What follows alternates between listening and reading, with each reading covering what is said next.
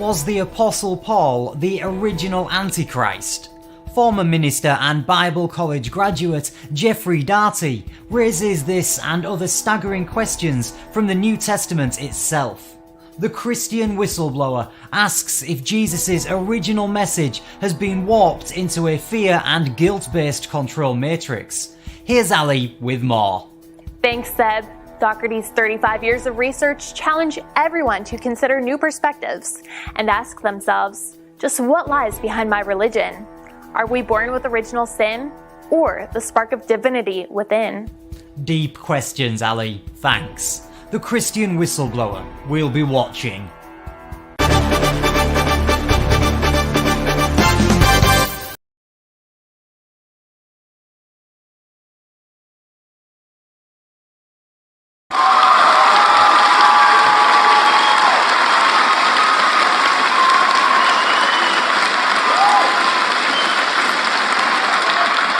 Late night in the Heartland.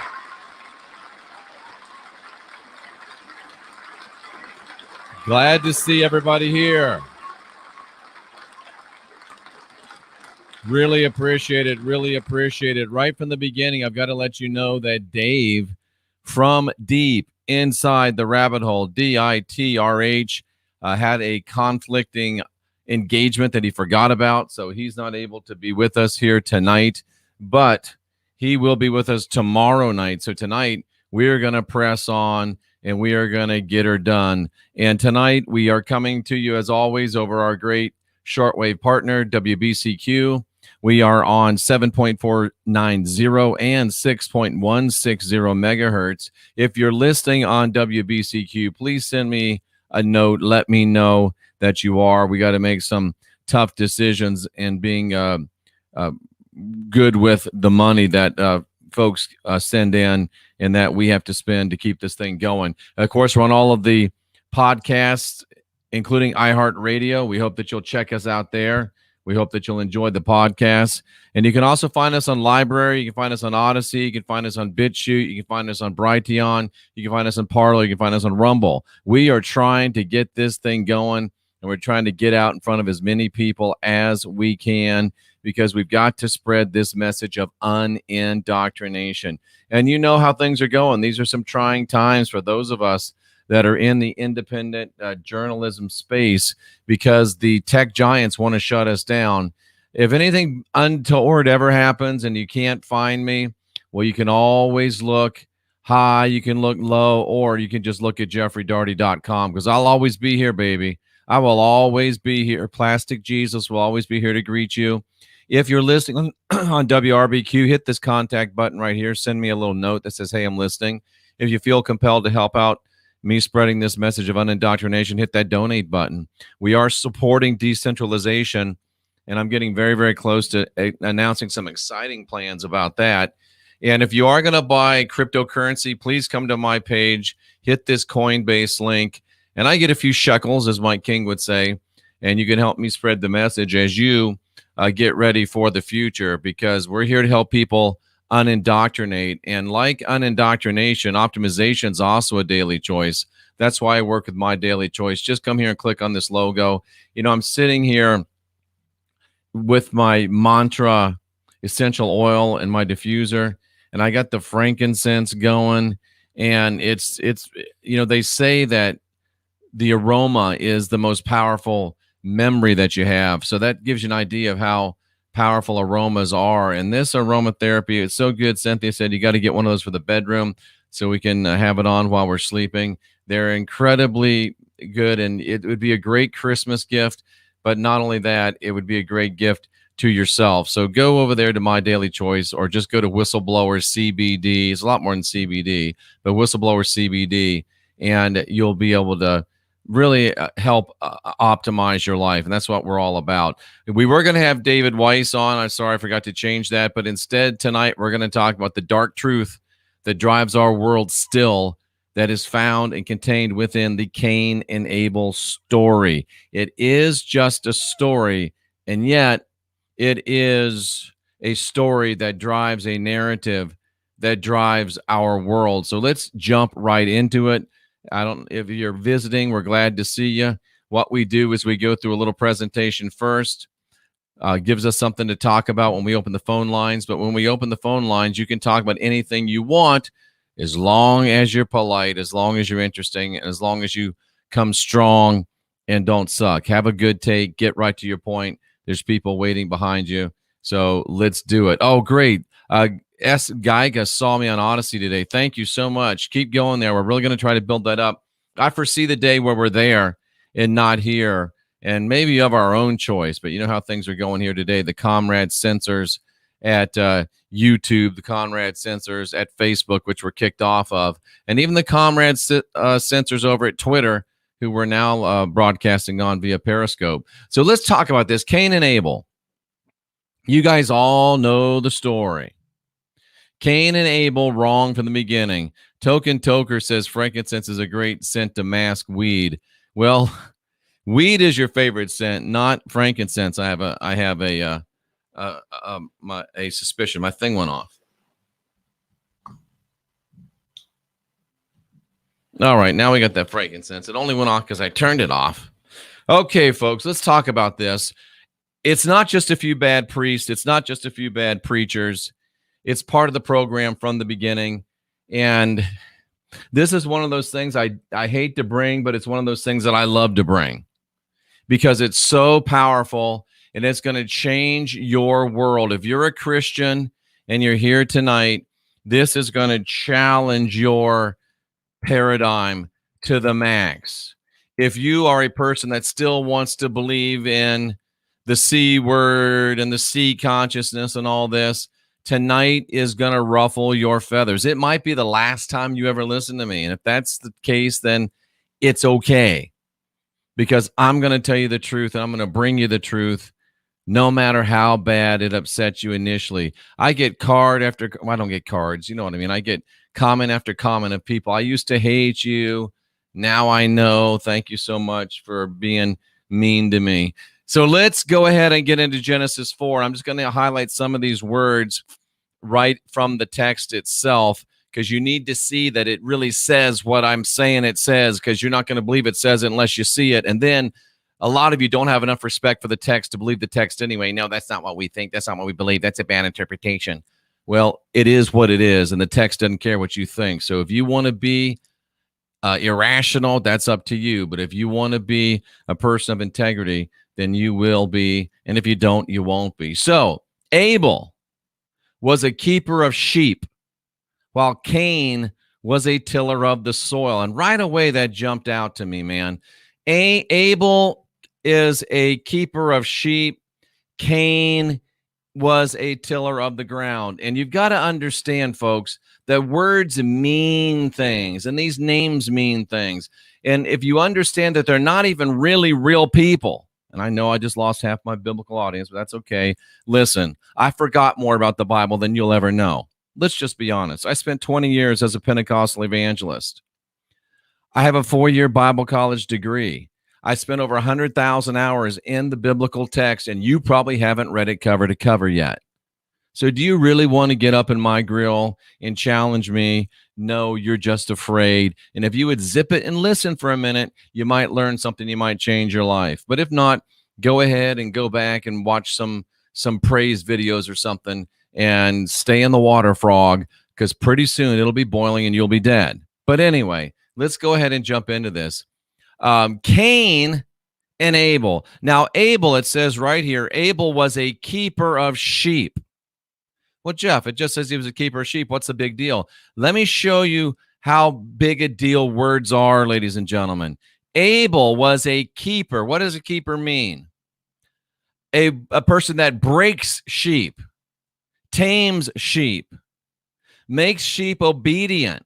He tends them. He breaks them. So he was a breaker and a tender of what? Of sheep.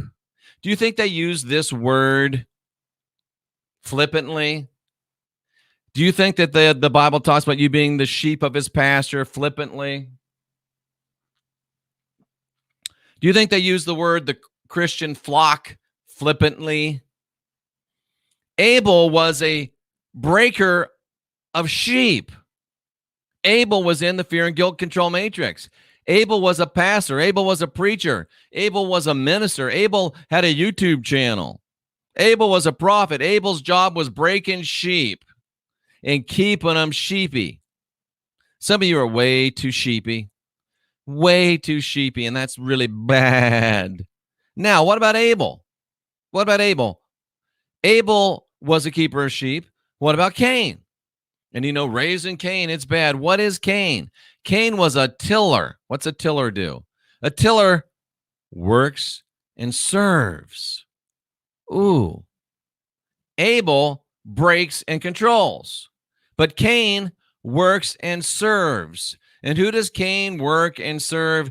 Cain works and serves the ground, the land, the earth, and everything that's in it. And interestingly, the word Abel is from the same word as Adam, which is man. So really, Abel served man.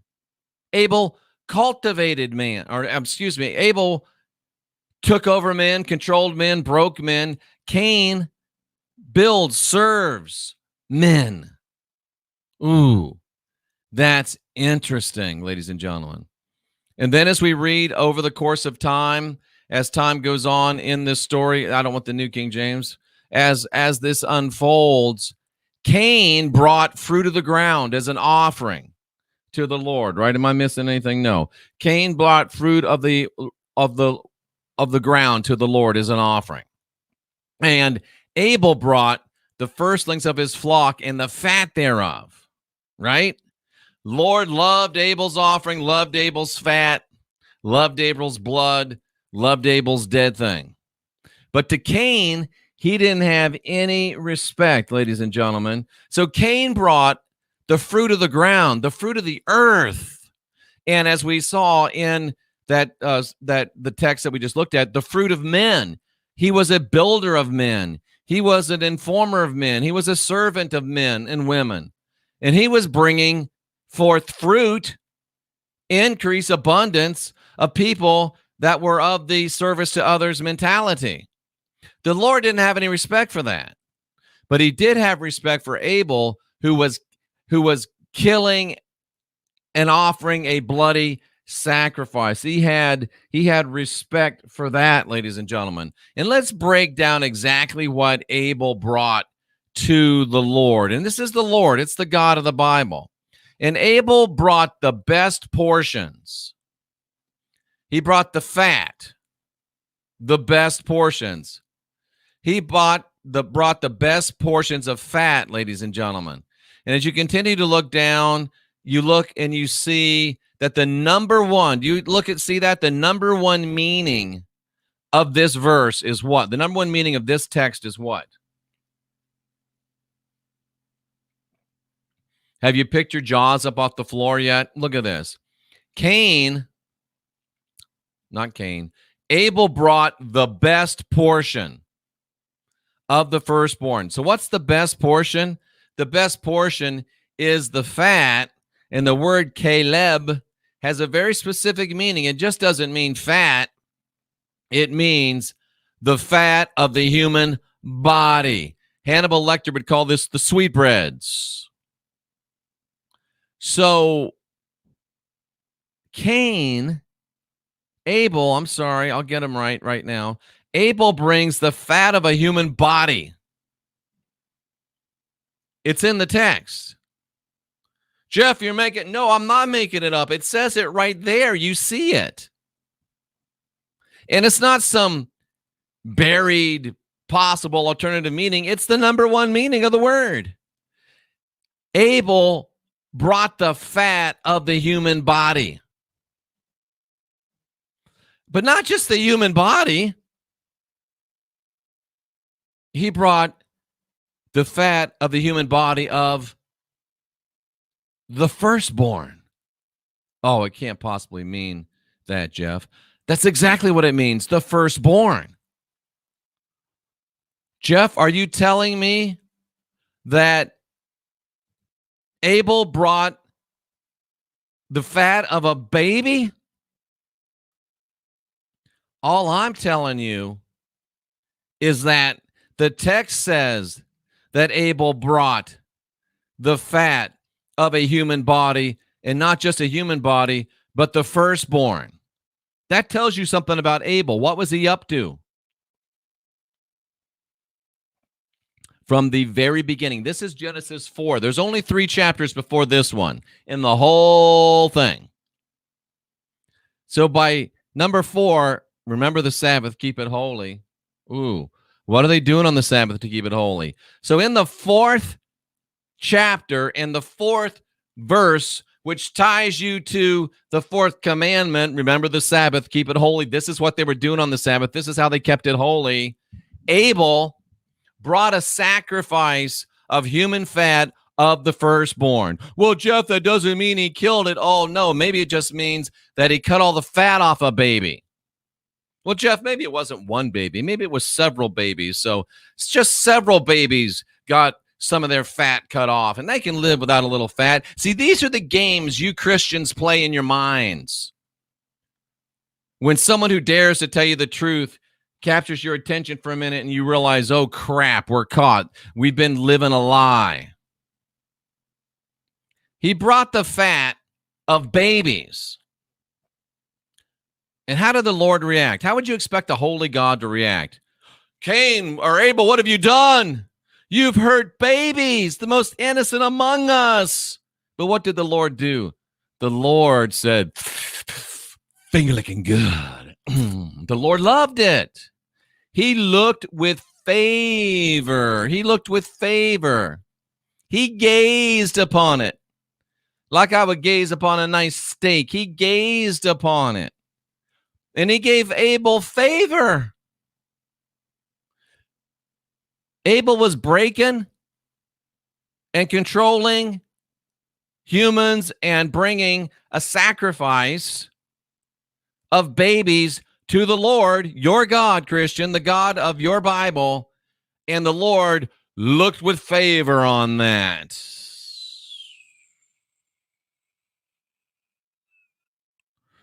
How does that make you feel, Christian? How does that make you feel? I've just proven to you from the Bible that your God, in the 4th chapter of his book, the 4th verse, I just showed you that his dude was bringing babies as sacrifice to him, and the Lord was loving it. Finger licking good. He's Hannibal Lecter, your God, without the class. Let's read on. But he had no regard for Cain in his offering. He had no regard for Cain in his offering. What does that mean? Whoops.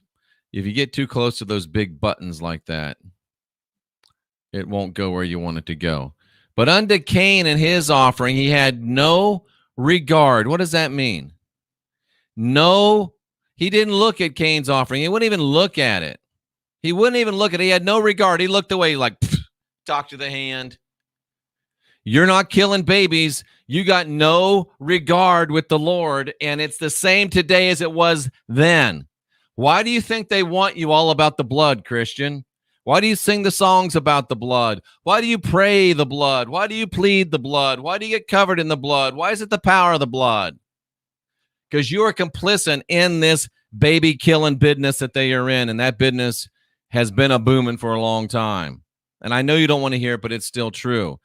The Lord didn't like Cain's offering because Cain brought either vegetables, fruit of the earth, or he said, look what we're doing. We're helping people. We're building people. We're indoctrinating people.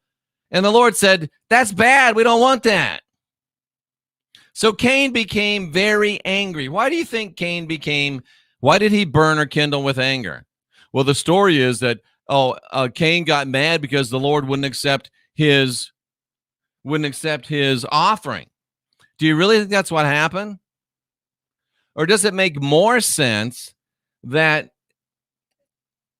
Cain got mad because he saw that Abel had brought a baby and sacrificed it, and the Lord liked it? What's more likely?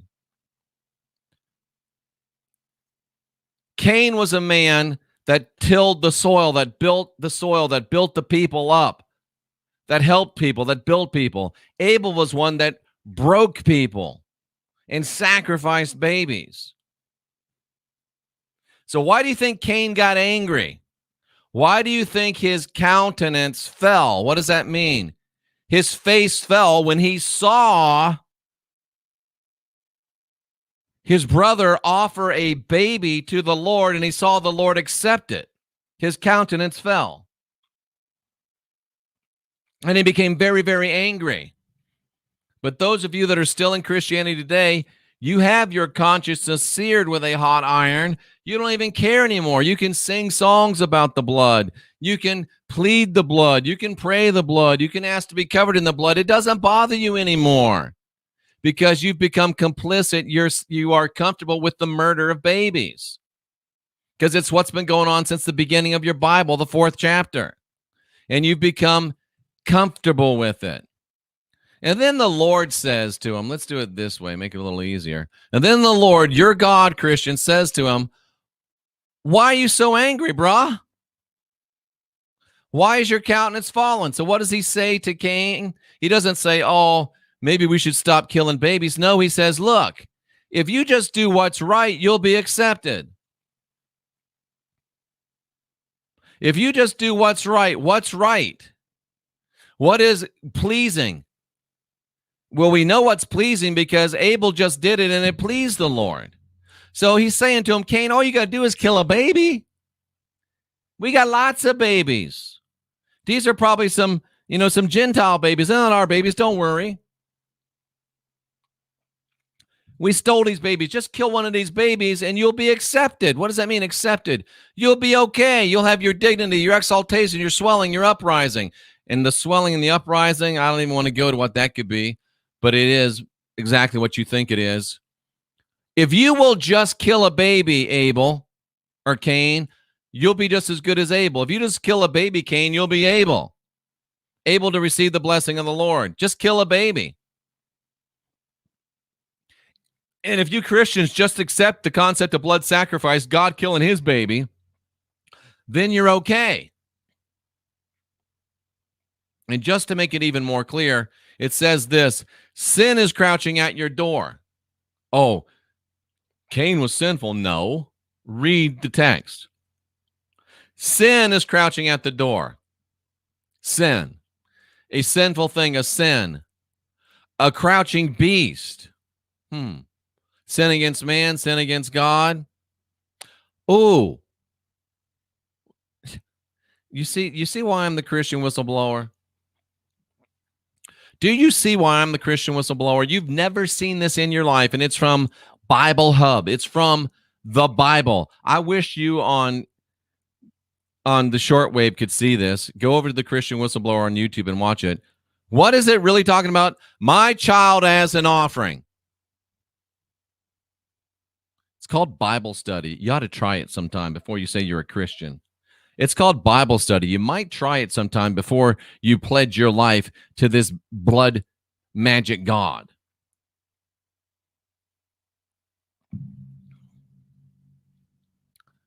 Wow, that changes things, doesn't it? There's a child at the door. There's a sin offering. There's a baby. And look, it's already stretched out. It's already tied down for you.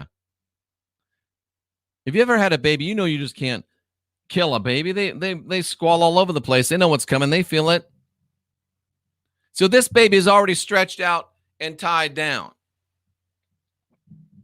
A child for sacrifice is already stretched out and tied down at the door. All you got to do is go kill it. Cain, just go kill it. Just go kill it and you'll be fine. You just got to go kill it. You'll be fine. We know you want to do it. We know you want to do it. We know you want to be part of the club. But you have got to take dominion. You got to take rule. You got to reign over these lower class of people because we're the chosen people. When we the chosen people, we kill the babies of these unchosen people. Well, who's the unchosen? Everybody that's not chosen is unchosen. It has been here all the time. I'm not making it up. I am the best in the world at what I do. I am le champion, with apologies to Chris Jericho, of biblical interpretation and spiritual revelation. He's le champion of the ring. I'm le champion of this thing. It's right there. It's been there the whole time. It's been there the whole time. So what did Cain say to the Lord? Cain said, hey, Abel, his brother said, let's go hang out. Let's go hang out, bruh. Let's go out here and let's take a little walk. Let me take you on a little drive.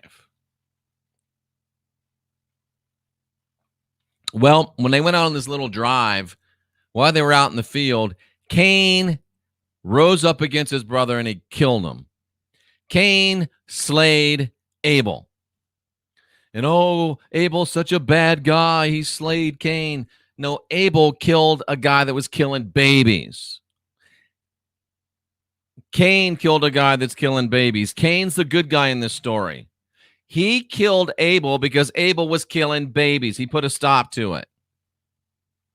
Cain's the hero, and you've been taught he's the bad guy. Why? Because they don't want you to know the truth of this story. I just told you. And in the immortal words of that great American philosopher, what you gonna do now that the truth has broken out all over you, brother? You know that great philosopher, Hulkus Hoganus. You remember him. And then the Lord says, yo, Cain, where your brother at? But if the Lord is all-knowing, why the hell did he have to ask Cain where Abel was? He's supposed to be God. Reminds me of Star Trek V. Captain Kirk in front of the God alien. Who is this? Captain Kirk, who am I? Aren't you God? Don't you know? Why are you asking me where Abel is? You're God. It shows you, Christians, that your God is not who you think he is. And he ain't who he says he is. He didn't even know how many guys were there 4 chapters in, and he lost track of one of them.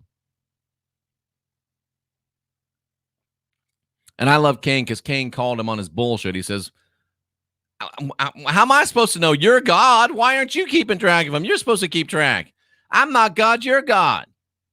Cain was calling him on his bullshit. I like Cain. Cain is a good guy. Am I the brother's keeper? And then the little bitch Yahweh, yeah, I said, Christian, your God's a bitch. The voice of your brother's blood cries out to me from the ground. Think about that. This bitch can hear blood. Your God can hear blood. And remember what happens after he kills everybody, and then they land on their boat, and they crank up a fire and offer a sacrifice, a baby and blood. What did he say? What did he say? The Lord said, I can smell what Noah's got cooking.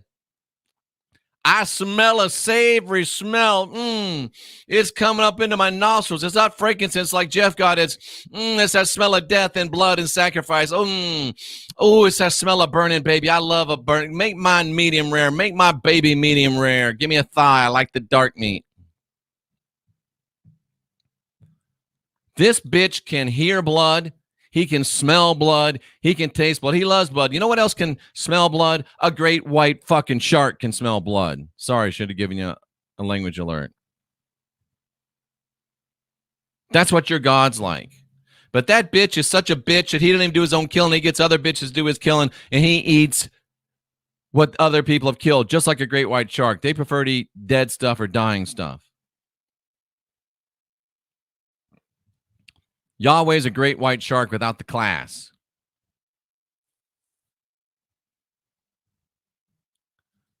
That's not quite like they told you in Sunday school, is it? That's not quite like they told you in Sunday school. But hold on, because wait, there's more. I'm just getting started. I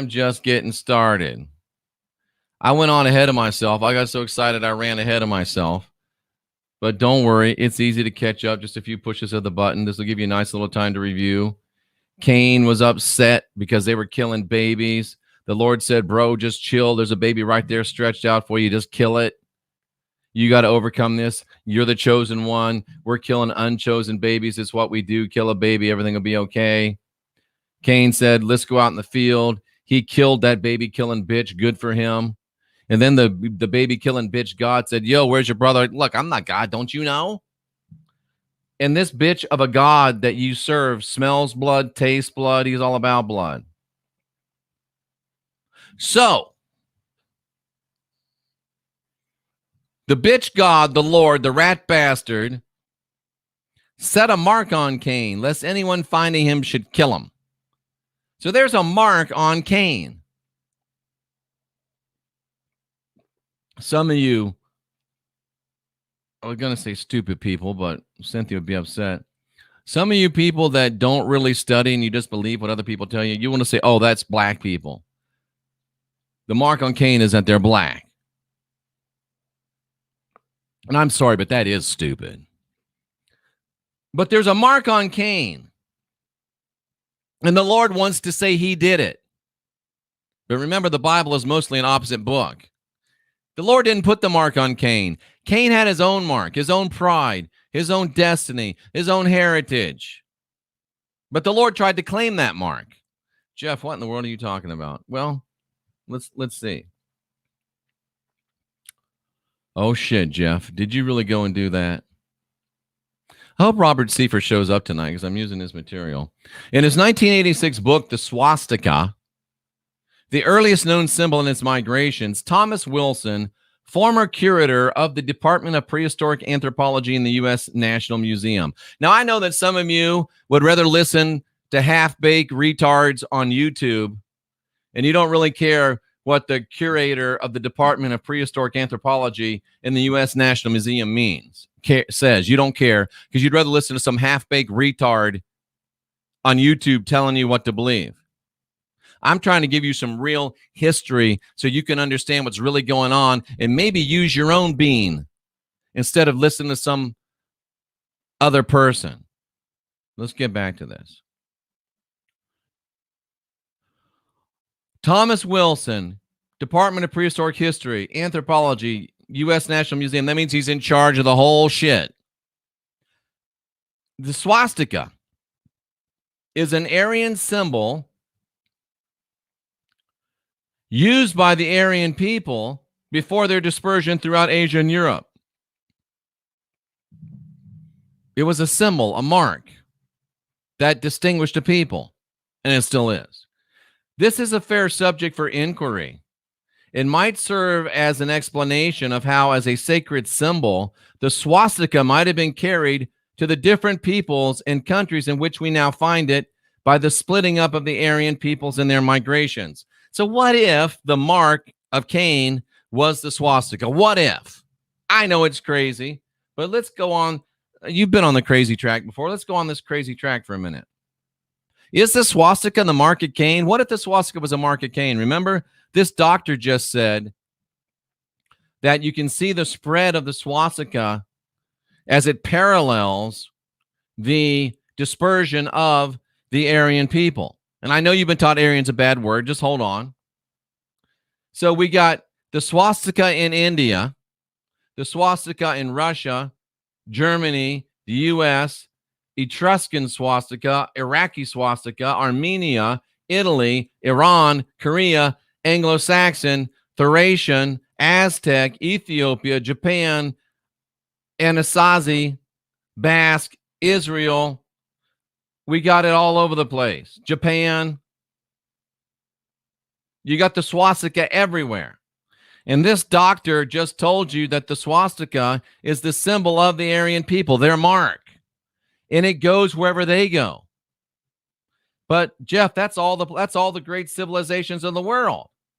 Every great civilization of the world shows the swastika. So are you telling me that, oh shit, Jeff, you're saying that the Aryan people, as they dispersed throughout the earth, started great civilizations everywhere they went, and they're the same people that was Cain, and that swastika's their mark. Jeff, wait a second. I think I'm starting to get it. Abel was a breaker and a ruler of people, and there's a class of people that are that. Always have been, always will be. And they specialize in killing babies and sacrificing their fat, because that's what they do. They herd people. They run sheep. Are you a sheep? If you find yourself upset right now, you might be a sheep. You might be a redneck. If you are upset right now, you might be a sheep. If you are calling me an antichrist right now, you might be a sheep. You might be a sheep. But Cain, he was a builder of men. A servant to others. He was building up men. He was helping men. He was growing men. And these Aryans, they went places and grew civilizations. They grew civilizations. Wow. And this symbol goes with them everywhere. You just saw it. You just saw it. Every great civilization in the world. Oh. Let's go on. Now, new genetic, and I know you don't want to hear this, but it's true anyhow. New genetic, archaeological, and linguistic research has demonstrated that the supposedly discredited Aryan race theory might have been right after all. This theory argued that fair-haired, light-eyed Nordic agriculturalists, having tamed the horse and invented the wheel, who tamed the horse? Aryan people. Who invented the wheel? Aryan people. Whether you like it or not. And conquered most of Europe. Okay, wait a second now. These people that didn't kill babies, that built people up, looks like they tamed the horse, invented the wheel, went everywhere spreading high culture and civilization, even the Middle East, even India, and brought with them their family of languages that used to be known as Aryan, but now is known as Indo-European, all the way from Ireland to India. Wow. Well, Jeff, how do you know? You know anything about blue eyes? I'm not talking about Willie Nelson. Blue eyes crying in the rain. I'm not talking about that Willie Nelson. Not too bad right off the cuff. Blue eyes are recessive to every other color of eyes. Blue eyes are recessive to every other color of eyes. So what does that mean? That means that if you got blue eyes, like me, if you got blue eyes, that means that your mama had a blue-eyed gene and your daddy had a blue-eyed gene. That's what it means. That's the only way you get blue eyes. So if these people in Egypt got blue eyes, where'd they get them? From Aryan people. And what were the Aryan people doing? Starting civilizations. You know how it goes when you start a civilization. You see some good-looking Egyptian lady. You're not from there, but you see her, and boy, she's looking fine. The next thing you know it, there's a little blue-eyed brown baby. Why? Because there's an Aryan in the woodpile. There's an Aryan in the woodpile. Oh, in the land of Sumer, too. Oh, in Peru. Oh, in India. These Aryan dogs going all over the world, spreading high culture,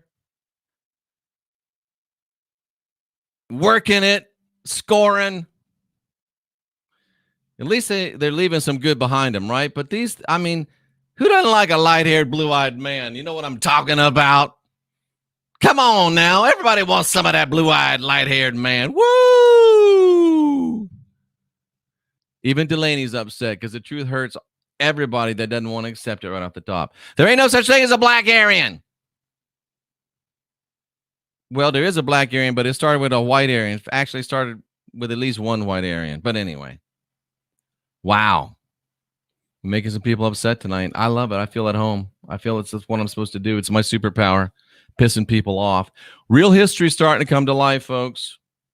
The similarities in vocabulary indicating close relationships between Indo-European Aryan languages. Look at that. English, German, Spanish, Greek, Latin, Sanskrit. The words are all the same. You can see they're very, very closely related. You can see the swastikas down there on the bottom. You understand now why the swastika is being so maligned? Let's keep going. This is good. Darius, the great king, the king of kings, the king of many countries, many peoples, the son of a Persian, Aryan from the Aryan race. Darius, the great king Darius. According to the histories of Herodotus, now most of you never read that, but I have, because I'm a true scholar, or at least I try to be. Herodotus wrote in 450 BC, that was a minute ago, the Medes were anciently called by all people Aryans. The Medes and Persians. Oh, you mean like King Cyrus? Oh, it's Donald Trump, King Cyrus. Oh, shit. They were called by all people Aryans. But when Medea, the Colchian, came from Athens, he changed their name because he was trying to hide a truth. King Darius, King Cyrus, the Medes, the Persians, who kicked all ass and took all names. Light-haired, light-eyed. Going all the way back to Cain, carrying their symbol with them, their mark of Cain.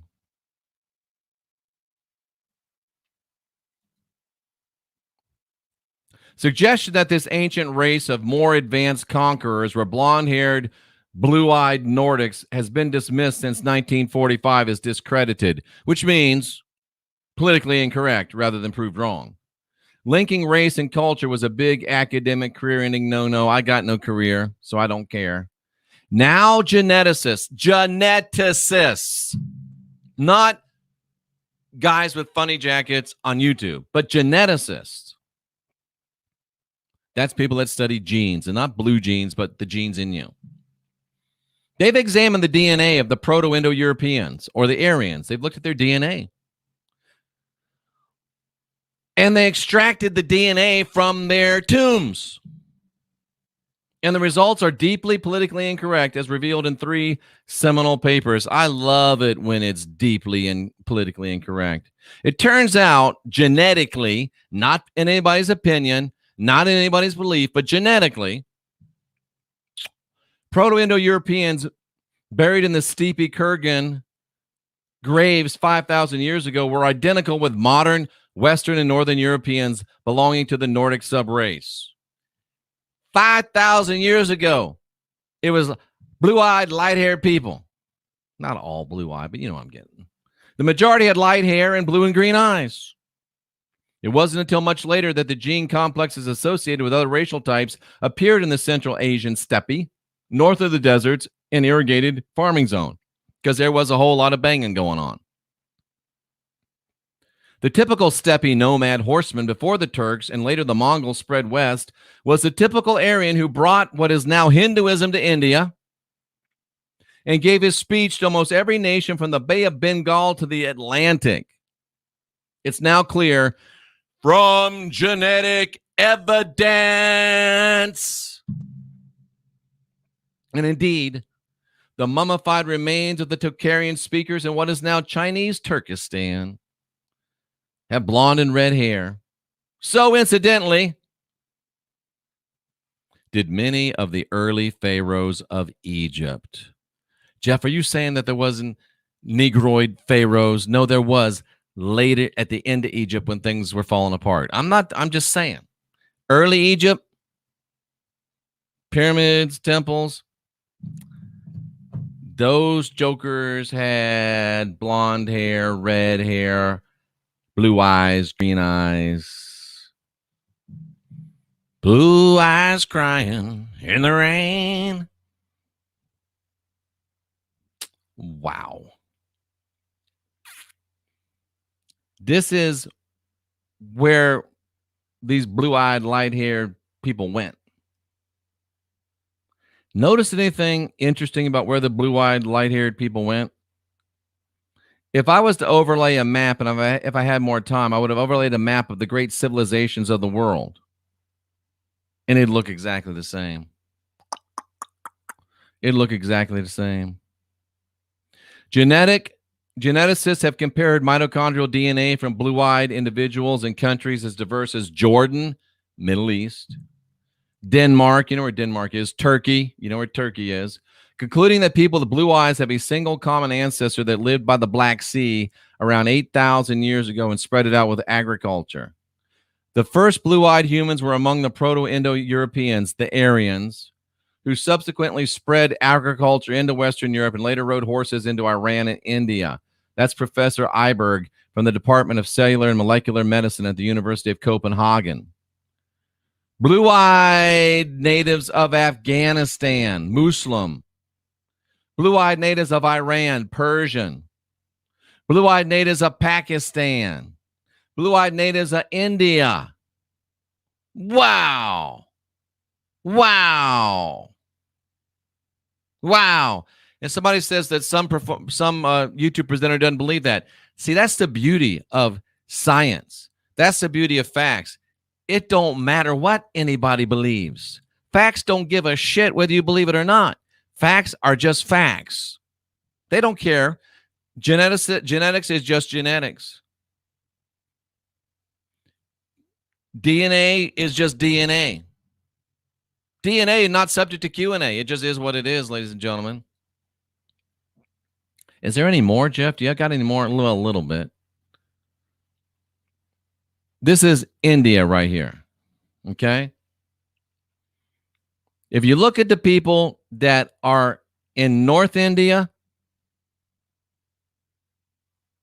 this is what they look like. The people that are from South India, this is what they look like.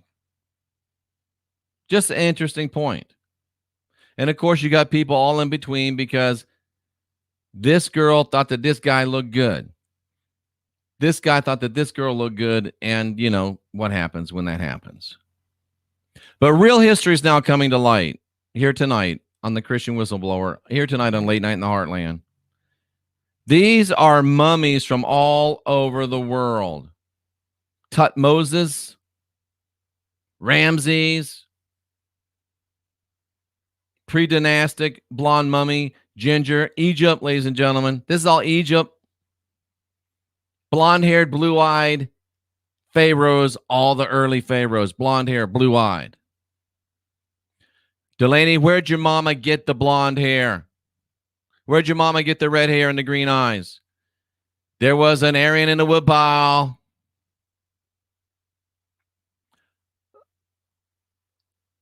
More Egyptian with blue eyes. Wow. Wow. Wow. Wow. So, Jeff, what are you saying? Well, I'm saying this.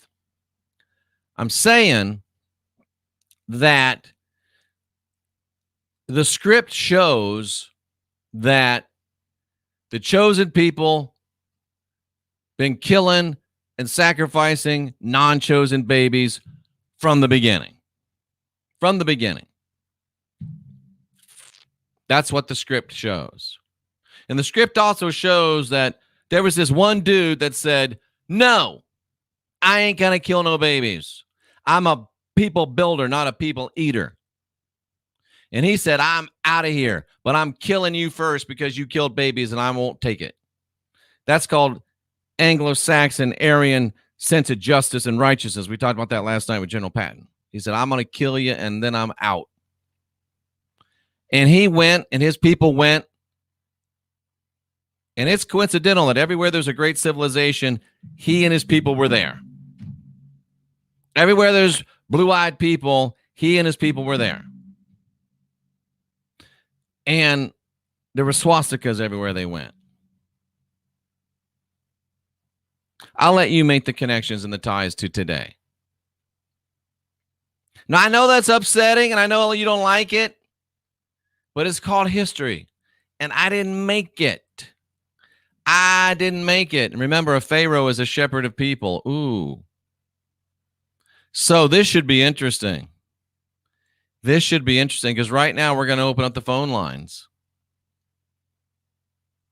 You see the phone lines, 913-279-0831.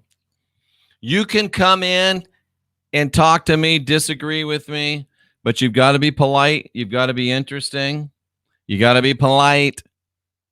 You got to be interesting. You got to have a take, and you can't suck, and come strong and get on it right away. Don't be dilly-dallying around. Jump to it because we're going to have people waiting in line. I turned up the mic on the caller, so if it blasts you out at first, we'll adjust it. Just let me know that it's too loud. It's Late Night in the Heartland. You're live with Jeffrey Daugherty. Howdy, it's Laugh Dancer. Okay, let's get right to it, Laugh Dancer. What's up? So could you test on this? Is part of the mark of Cain Rh negative? No, I'm not going to ask that question because well, I will, but it's off the subject. I wish we could stay on this. Well, you can call and ask anything. Is part of the mark of Cain Rh negative? Strong no. I say no. Rh negative is, yeah. I think Rh negative gets too much press, and I think it goes into fear porn. But you're right, and this is your show, and I'm sorry that I initially responded. I was looking for a different direction, but so no, Rh negative is not part of the mark of Cain, but that's a good question. What other question do you have? Yeah, I just want to say you blew my mind for telling me that it was about. I always thought that it was a weird thing for a farmer to murder his brother. It made more sense that a butcher would. Somebody who's used to killing things would kill the other person. That's actually a really good point. And it's meant to not make sense. It's meant to confuse you. They don't want you understanding what really happened. Because once you do, you're like, damn.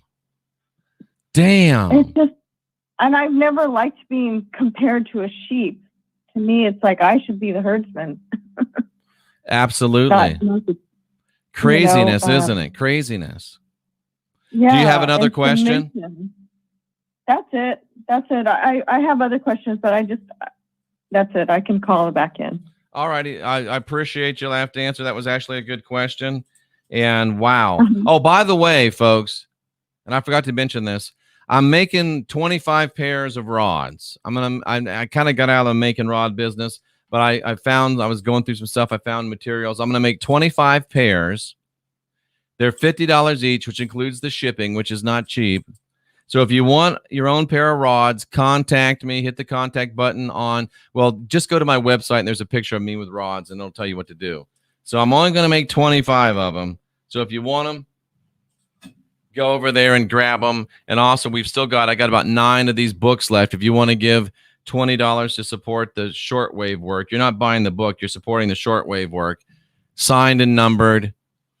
$20.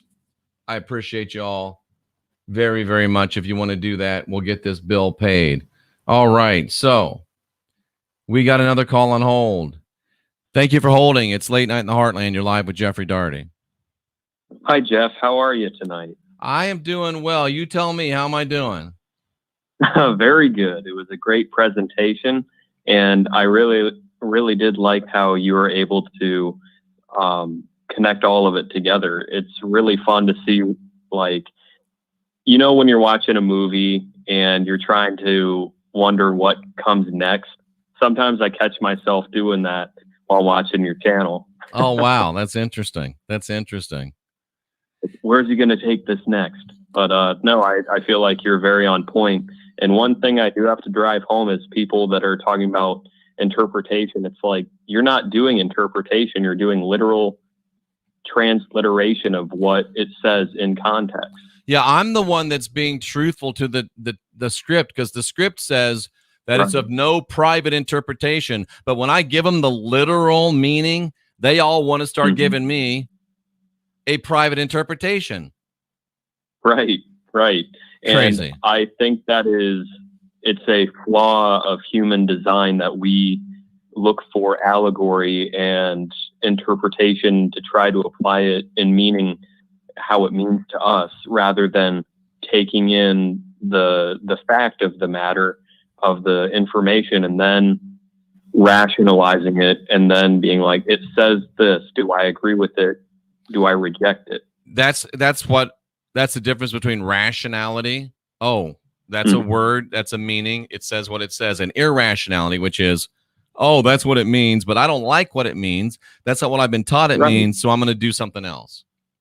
And then Tracy Dyer, like Tracy puts it hits the nail on the head. But that's not what they meant. Yes, it is. That's why they said it. Picky choosers, definitely. Yep. Are you familiar with David Irving? I am. David Irving just recently came out with part 1 of his 2-part book series on Heinrich Himmler. Oh, that's interesting. Yeah, so that may be a book you want to look into. Oh, absolutely. Yeah, I'm going to write it down. It'd be something interesting. I don't know what the title of the book is, but I had just seen that today, and there was an interesting thread topic conversation about it, and they were talking about David Irving possibly being a compromised individual, like he's writing from a place of a controlled narrative. So I think it would be interesting to get his book and see what he's actually saying, because he apparently tracked down primary sources for a lot of the information, like letters from Himmler's private collection, as well as photographs of certain events and whatnot. Yeah, and we have not been told the truth about people like Himmler, people like Mengele, people in the inner circle of the chancellor, and even the chancellor himself. And I'm not saying they were good people or bad people. I'm saying we haven't been told the truth. Right. And we deserve the truth. We are, you know, it's you remember A Few Good Men, the exchange with Tom Cruise and Jack Nicholson? Yeah. You know, absolutely. Tom Cruise is saying, I think we deserve the truth. And Jack Lemmon, of course, says, you can't handle the truth. They don't get to decide what truth we can handle. I think we deserve the truth. Yes. And Jeff, isn't there a book called The Curse of Cain that's all about this subject that you're talking about? I don't know about it. Dr. E. Michael Jones, I think, is the author. And I mean, I don't understand how that guy's still a Catholic. He's got to know. Yeah. I don't know. I never heard of that book, believe it or not. I'm trying to rack my brain for the actual author of it, but I know the book is called The Curse of Cain, and just very interesting stuff about blood libel in there, and it explains exactly how the Khazars became the Ashkenazi and all of that. So interesting. I wanted to call in and give those few points and say it's been a great show, and I'm looking forward to more calls. All right, Brandon, thanks so much. I appreciate it. Thank you. And thank you for holding. You're live with Jeffrey Daugherty. Hey, Jeff. I just want to say a quick message. It's just give me a minute 30. Okay. I just want to thank you. I just want to thank you for giving me the information to open up to my own being, with my being as a divine, sovereign, free. I'm the owner, accountable, and responsible for me. That's really powerful. With that, I allow me to be whatever I choose and what's moral and upright. I allow my own divinity of being to instruct, in other words, instruct me in knowing and in the regimen of obtaining, which is the meaning of the discipulus. Disciple, discipline. That's the root word, discipulus. Instruction, knowledge, hence know thyself. I also want to say we are in our own individual state of intellectual, emotional, and spiritual maturity. Thanks for confirming my inner being of knowing this. Black people are idiots. Flat earther are idiots is merely a derogatory form of justifying a mental framework that entraps you. You had helped me see that. I just want to say thanks. And I also want to say, long live Iron Republic. Absolutely, my friend. I appreciate that so much. And I really, you're one of my favorite callers, and I hope that you continue to call. Great stuff. Thank you for holding. It's late night in the Heartland. You're live with Jeffrey Daugherty. Yes, Jeff. This is Mario from Florida. Hello, Mario. What's up tonight? Well, this is really good what you got going tonight. You know, what I was told when I asked the preacher about why that was going on with Cain, why God didn't accept him, and he told me, he said that, well, he didn't grow maybe a crop, and he didn't put enough effort and stuff in there, and he gave him a crappy crop or something as an offering. Yeah, and that had to be spoken by a person that never grown a crop before. I mean, growing tomatoes is hard. Yeah. So, I mean, it's just and obviously, I don't know if that preacher had ever done any study. Most of them don't, but all you got to do is actually look at what the words mean. Right. And you know what? It says in the New Testament, God's not a respecter of persons. Boom. So there he is. He respected Abel. Yep. And you know, there's something here in Deuteronomy 14:21, and it deals with the flesh of an animal. And it really gets to me because it's like if you're not a Hebrew, you're a Gentile. This is really strange here. And it says, "Ye shall not eat of anything that dieth of itself. Thou shalt give it unto a stranger that is in thy gates, that he may eat it. Or thou mayest sell it unto an alien, for thou art a holy people unto the Lord thy God. Thou shalt not see it." Well, that gets into the seeth the kid in the mother's milk and that. But it's okay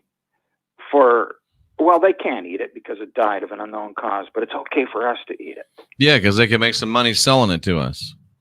Right, and there it goes again. I thought he was a respecter of persons. Yep. But Peter tells us, you know, the script writer Peter said that God is not a respecter of persons, but yet in the Old Testament it says that he has a chosen people. So you figure that out, you let me know, okay? And I think there's a part in the New Testament, I can't find it offhand right now. It says, "He that does not eat meat is not of God." I don't think that's in there, but it might be. I mean, I've only read it a couple hundred times and studied it 100,000 hours. I don't remember that, but I've been wrong before. Yeah, I really appreciate the call. And if you're on hold, just hang on. We're going to take our first break of the night. We only take 2, but I'm going to start getting more rigorous about them. We're going to take our top of the hour break at 11. We'll take another break at 11:30, and I will be right back after this, and we'll get right back into the program. And we've got another hour straight of your calls, ladies and gentlemen.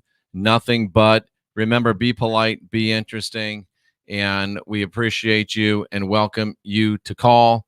And with that, I'll be right back after this message from our great sponsor, My Daily Choice. And remember, you can go to jeffreydaugherty.com and click on the My Daily Choice, or go straight to Whistleblower CBD. I'm Jeffrey Daugherty. This is Late Night in the Heartland, and we'll be right back.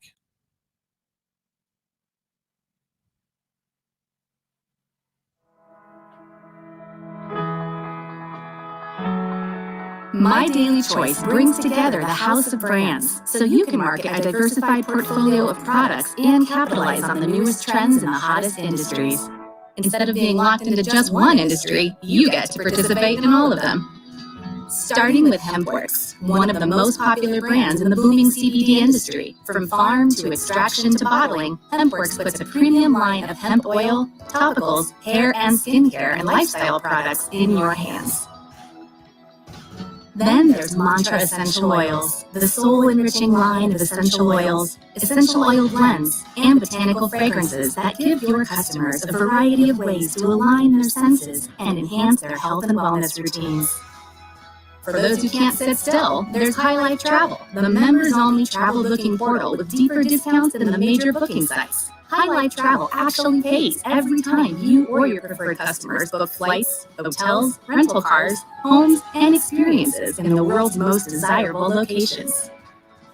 Daily Sprays, the pocket-sized sprays that nourish the body with a concentrated dose of nutrients. Daily Sprays blend the best of technology and nutrition to equip your business with a simple yet potent line of effective supplements. And finally, Akashics is the ultimate cryptocurrency learning tool with comprehensive lessons for every level of expertise. It is an all-in-one solution that includes digibank, in-depth market research, economic calendars, signals, and social trading. Discover all of the exciting products and business opportunities available to you with My Daily Choice and become an affiliate today. That's My Daily Choice. You can go to jeffreydaugherty.com or go straight over to HempWorks. Christian Whistleblower CBD. I will show you that on the screen so you know where to go and what to do. But let's jump right back into the calls. And by the way, that CBD is Rooney approved. Rooney, of course, the new cosmic kitten. And it's also approved by Merlin and Barkley, the new cosmic canines. It's late night in the Heartland. You're live with Jeffrey Daugherty. Well, hello there. I'm ready to blow you. You ready to get your mind blown again? I am always, Delaney, always. So, I'm going to claim that I'm Jesus. You're going to claim that you're Jesus? Okay. Yeah. I'm joyful, eternal, sentient, and universally sovereign. Ooh, you are, aren't you? Yeah. I like that. Give that to us one more time. Give us that one more time. Joyful, eternal, sentient, universally sovereign. You know what? Maybe we should be like Jesus. Yeah, we can claim it. We can claim it. Delaney, The state of being. You hit another home run, Delaney. And tell us again what black is. We all should be black too. We all should be black Jesus. What's black? Exactly. Boldly loyal and courageously kind. Wow. Joyful, eternal, sentient, universally sovereign. That's a mic drop, Delaney Pearl Jones. What a great call. We should all be black Jesus. I love it. It's late night in the Heartland. You're live with Jeffrey Daugherty. Hey, how's it going, Jeffrey? Going great, real my friend. Quick, you brought up the Lemish people. Yep. Aren't they the highest rate of Rh negative bloodline? I've been told that's true. Some would argue it's the Basques, but yeah, they do have a high rate. So here's one for you. Doesn't it seem like the Aryans and that bloodline might be at war? You know what? What it seems like is that every other bloodline but the Aryans is at war with the Aryans. Right. And why is it okay for everybody else to be proud of who they are, but we that are Aryans can't even say the word Aryan anymore because it's a dirty word, but we can't be proud of who we are? Well, I'll tell you, as old, like I'm a little younger than you, but I got blue eyes too. I'm a white mutt.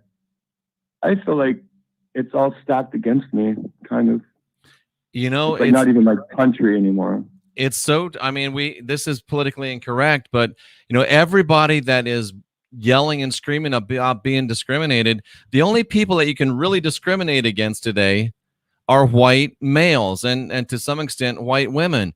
There's just today I saw something and it pissed me off, and I know it's probably good in spirit, but the NBA just announced that they're giving out $2 million in loans and subsidies to help people start businesses, but not all people, just black people. Colored people.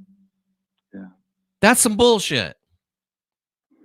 Well, I'll tell you what. I'm not going to get into this much, but I became a flat earther about 4 or 5 years ago. Well, David Weiss will be with us tomorrow night to talk about flat Earth or the eclipse and the flat Earth model. Well, I'm looking forward to watching that. But anyway, it only brings you flack. The less people you even talk about, the better. It's true. But it's a paradigm shift. I used to love the ball Earth, right? I watched the Blue Planet, all mesmerized. Yeah. But yeah. So anyway, I just want to throw that out there. It seems like the Lemish, because they have the banks in Hollywood and whatnot. It seems like that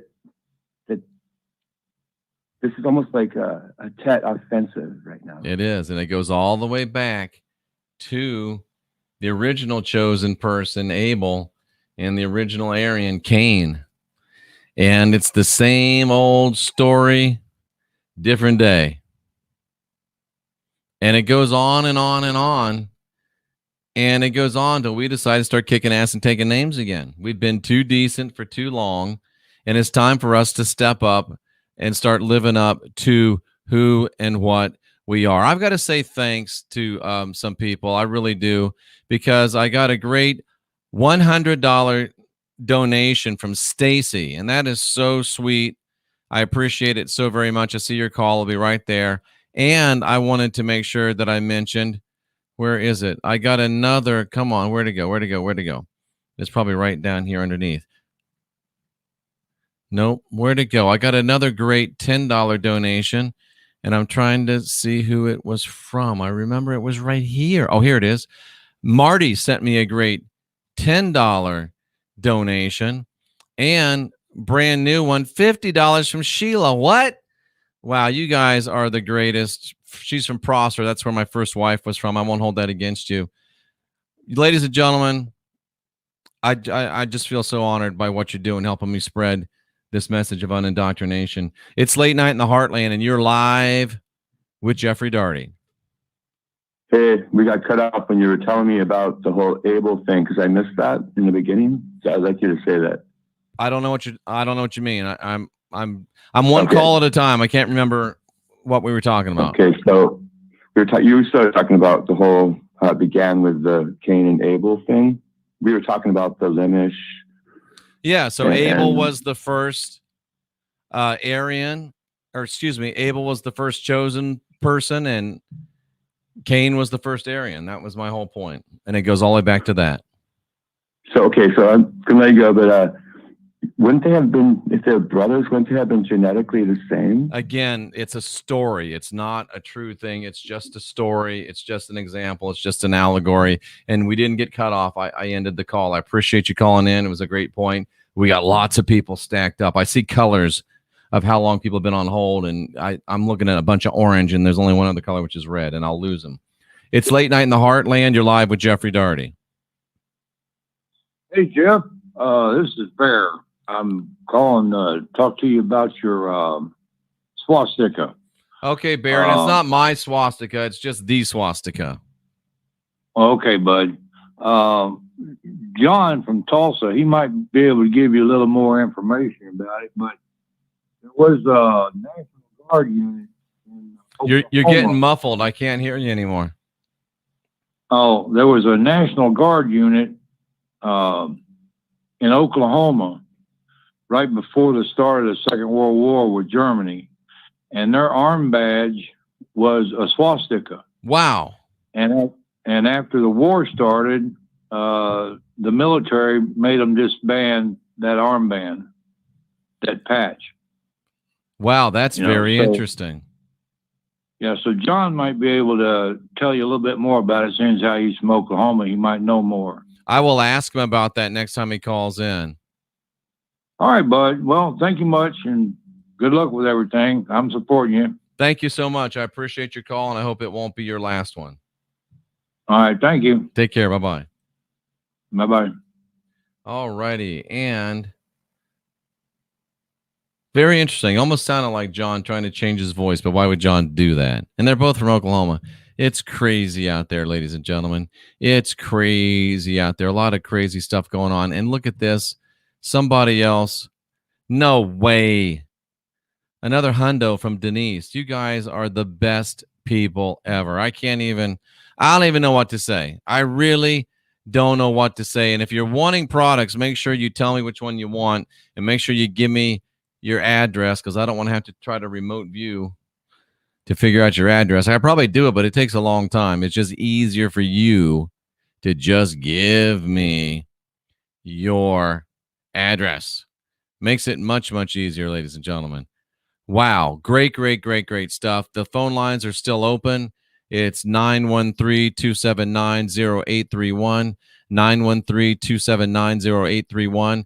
Program note tomorrow night, David Weiss from DITRH, deep inside the rabbit hole, will be here.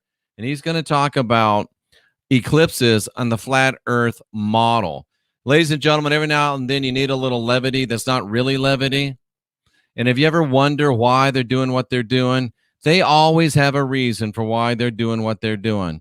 And if you remember, if you've ever studied the American Revolution, where were the patriots meeting to plan their revolution? They were meeting in taverns, which is the same thing as a bar. They were meeting in restaurants. They were meeting in churches. So what are the communists closing down now? The communists are closing down taverns. The communists are closing down bars. The communists are closing down restaurants. The communists are closing down churches. Why do you suppose that is? Do you think they're trying to stop the patriots from talking to one another? You think they're trying to stop the patriots from planning strategy? You think they're trying to stop the patriots? Thank you to Tracy Dyer for that. You got to start thinking about these things, ladies and gentlemen. And the fact that they'll go out and do these things proves that there's really no real reason to close these places. They're closing them so they can keep us from strategizing and getting together and coordinating the way we fight and win this battle. It's late night in the Heartland. You're live with Jeffrey Daugherty. So your swastika dilly, guess what? What? You take your spring, summer, your fall, and your winter. Look in the sky. Each position of the Big Dipper makes the swastika. So it's really not, you could say it's really not the possession of any particular people. It's possession of all people. Yes. I like it, Delaney. I like it. And we just got to realize that we're all the same people. It's simple. Just put it together and look at it. I just posted it on my Facebook and my Instagram. But yeah, it's the Big Dipper of the 4 seasons in the sky. That's beautiful. That is beautiful. Thank you for sharing that. That's powerful stuff. I destroyed everybody's illusion. Ha ha. Another home run by Delaney Pearl Jones. Wow. Wow. And how about this right here, ladies and gentlemen? Another one from Tracy Dyer. I think this is Captain America. And this is how irrational some of you people are. Captain America. Don't worry about the kids peeing in the pool. They got bathing suits on. The people just stay in their bathing suits. And then dude says, how does that even work? And Captain America gives him some truth, like a mask, dummy. And then they all want to fight Captain America because he's the bad guy. You're walking around with these masks on and giving me these sideways glances when I'm walking around with no mask on and ain't going to put one on. And you're saying that I'm stupid because I won't wear a mask and I hate your grandma. It's like thinking the bathing suit's going to stop the pee from the kid in the pool. It's actually a very accurate analogy. It's like saying, oh, don't worry about the submarine. We got a screen door. The water's going to come through the screen. The particulates, the size of this, the way this stupid 19 is supposed to be, it can march 100 across through the pores in those masks you're wearing. The masks aren't there to keep you safe. The masks aren't there to keep your grandma safe. So let's think a minute. What are the masks there for? Why do they want us wearing the mask? Let me count the ways. Number one, they want us to wear the mask as a sign of subservience, just like the original African-American slaves that were caught in Africa by black people, shipped over here in ships controlled by the other white meat, and then sold at markets controlled by the other white meat, and they were made to wear masks that are remarkably similar to the masks that they're trying to make us wear. But that's crazy. That couldn't really be. Number two, when you wear a mask, it literally lowers your rate of oxygen below the standard set by the Occupational Safety and Health Administration in the United States of America. If you were running a business before the stupid 19, you could not have put your people in masks because you had been in violation of federal health standards. But now, when they put everybody in a mask and deprive everybody's oxygen, now you're immoral if you don't deprive your oxygen. And you know what happens when you deprive oxygen? You get headaches. You don't think as clearly. And if you don't think as clearly, then you'll keep the stupid thing on your face, and you won't realize the bullshit that you're going through. And not only that, if you have any cancer in your body, lack of oxygen, it causes cancer to explode. So don't tell me that I hate your grandma. I'm fighting for your grandma's freedom. What else could it be? Well, they're trying to deprive our oxygen. They're trying to keep us stupid. They're trying to get us cancer, so we go into the sick care system and pay them all their money. We also are breathing through a diaper all day long, and particulate and moisture gets in. And do you know why you exhale? You exhale for the same reason why you defecate. You exhale for the same reason why you urinate. You are excreting waste through your breath exhalations. So let's just do a progression of logic. They want to put a diaper on your face. What would happen if you had a diaper on your ass and you defecated? And it was on your face. You're spending your day breathing shit and breathing piss.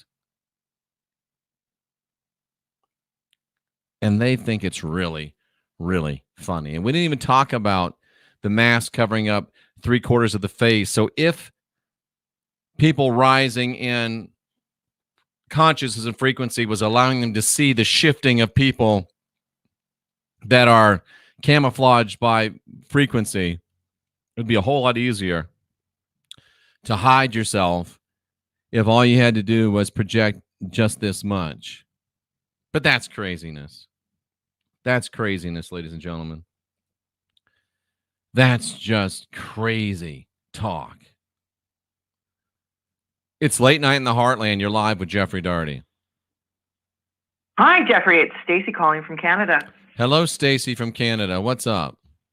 I am very interested in what you're talking about on so many different levels, especially regarding these masks. Dr. Fauci originally said nobody needs to wear the masks, and then he decided that everyone needed to. He also denied that in 2008 he did a study about why masks are not good to wear, because he and along with other pathologists did autopsies on the body remains of people who died in the Spanish or the 1918 Spanish flu epidemic or pandemic. And what they found out was that majority of people died from bacterial pneumonia. Oh. And the way that you bacterial pneumonia wearing a mask, and this is why wearing masks can actually be very dangerous, worn incorrectly, most people do. A lot of people, you see them touching the front of the mask. Well, that's after they've touched handrails, doorknobs, everything. Then they keep touching their mask. What they're doing is they're building up bacteria in that mask. And not to mention the fact that they go to the bathroom and touch themselves, wipe themselves, and then touch the mask. Well, yeah, or after they finish wearing it inside a store, they'll put it down in the car, hang it from the rearview mirror. Yep. Meanwhile, and then wear it over and over again, and that's just building up bacteria, which can cause a bacterial infection in the upper respiratory. It's just really stupid, isn't it? It is supremely stupid. Well, and if you think about it, the people that were originally working on this quote unquote, bad virus in the beginning, when they're working on it, look at the clothes they wear. They're completely covered from head to toe. Right. These masks, like somebody was saying, Tracy, if you can smell something outside air, it's getting through your mask. So, so why anyway. do they want us to wear the mask? Well, it's control and fear. Yep. You know, and that's a lot of people having major disgruntled arguments when someone will walk into a store and they're not wearing a mask. They actually get accosted. We've seen it on the news. And I think they're trying to make people sick. And it also gives people this whole thing about we're going to get this person that doesn't wear a mask. It actually gives them the feeling that they're standing up for something while they're bending over for the system. Well, yeah, you know, one of my favorite masks I've just purchased is, you know, wearing this by force, not by fear, or this mask is as useless as your mask. Because seriously, it is. Oh, I like that. Yeah, and some of them say, you know, F and then a maple leaf CK Trudeau here in Canada, which is one of our favorite, and that this mask is as useless as Trudeau. Perfect. But that's a whole other topic. But anyway, yeah, the whole mask thing is just, it boggles my mind. And now with all of the restrictions being put down on us here in Canada, lockdowns to being fined, you know, if somebody comes into our home that's not part of our immediate family, we can be fined $2,300 and then $200 for every person that's there that doesn't live with you. It's just ridiculous. Wow. And then we hear the low numbers of deaths. Basically, everybody dying here in BC are people in extended care homes. Right. And I don't know why they keep getting infected, but yeah, it's just, this whole thing is all about control. It's political. It's a case-demic. You know, it's case after case. And, you know, we still see the homeless, the same homeless people we did 3 years ago. Unfortunately, they're still on the streets and they're still alive and they have low immunities. And it's it's crazy. It just shows you how crazy this whole thing is. And Tracy just said it's the ultimate virtue signaling, and it really is. Mm-hmm.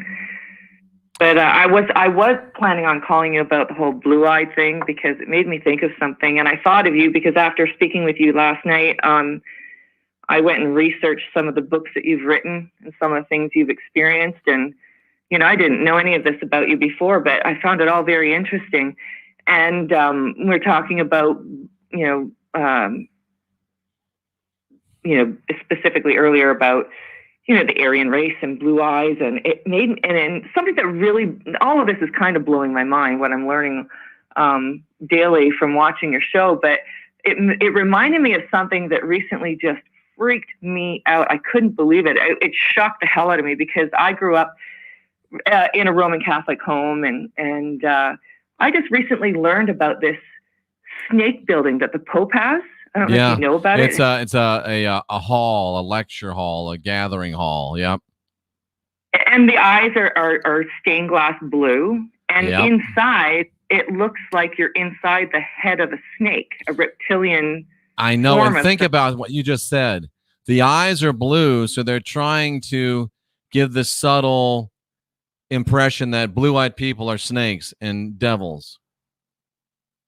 Yeah, and then they've got this whole and that sculpture of the reptile Jesus. How'd you like that? That's behind. It's like the centerpiece of the stage in that building. Yeah, and straight on in the view, it's Jesus coming from the Holocaust or something is the name of the. Yeah. It's a big bronze statue made by some, I think, an Italian guy. It took him many years to make. Yeah. And if you view that statue, the head of Jesus, from either side, from the left or from the right, it looks like his head is the head of a snake. It looks more to me like a reptile being, and I think it's actually the way his hair is.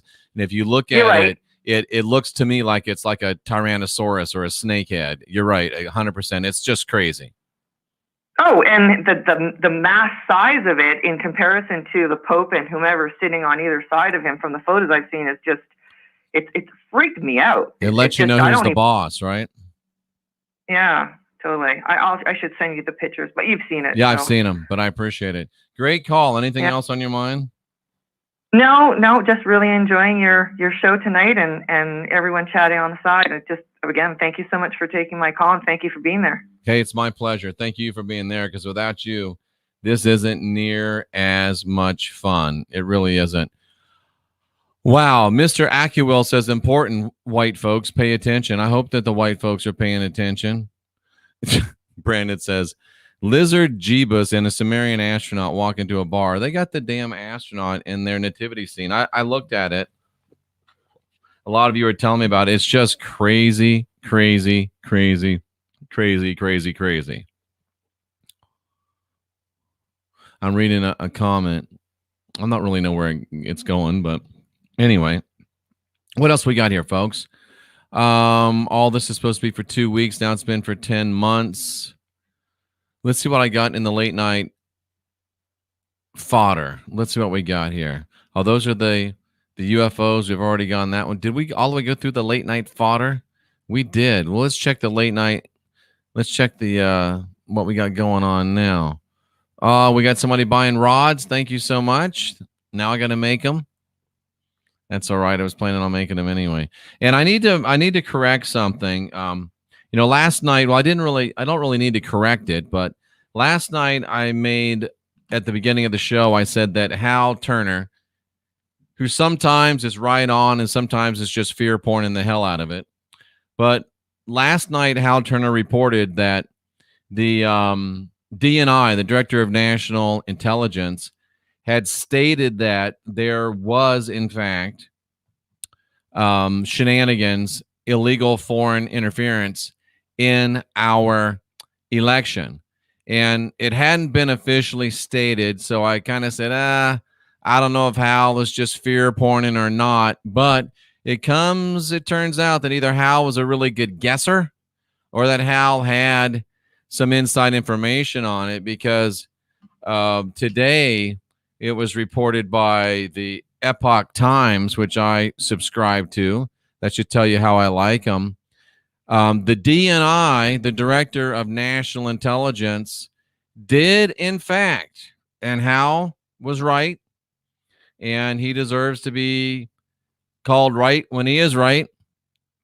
The DNI report on foreign interference in election is expected next month. The delayed report expected to contain information on foreign interference in the 2020 election by the CCP, Russia, Iran. I think you'll also see Venezuela and other countries. And he basically said it was supposed to have it completed by the 18th, which is tomorrow, obviously. My dad's birthday. Happy birthday, Dad. He said there's too much interference. There's too much data. I can't finish it by Friday. But he did say there's no doubt that there was foreign interference in the United States election. And guess what this puts into play, folks? Not just the Insurrection Act, but it also puts into play the executive order from September of 2018, where President Trump said that if there is proven foreign interference in an election, the party that does it is completely disqualified on the entire ballot, and everybody involved is subject to complete seizure of their assets, among other things. So it's fixing to get interesting, and I will call people out when they make mistakes, and I think it is incumbent upon me to recognize people when they get something right. Now, I shouldn't probably talk about this, because I'll talk about this and somebody else will make a show about it. I don't think I will talk about it. I think I'll save it for myself. I'll keep it in my pocket.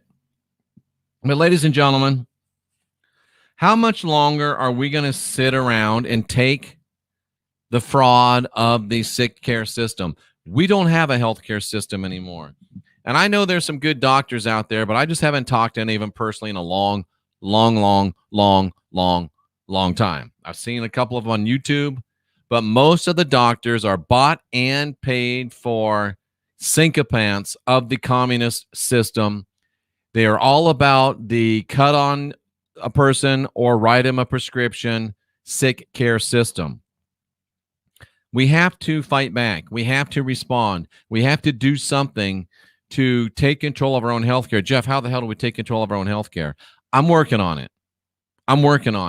I think you can see there's a great change in my physical appearance. I'm down. I started at 238. I'm about 204 right now, on my way down lower. And as soon as I get to my target weight, we'll talk about what I'm doing.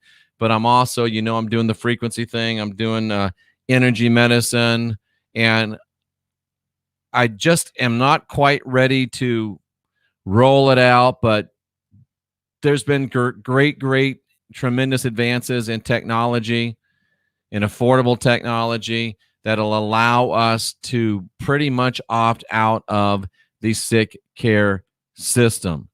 We've got to do it. We've got to find a way to be divine.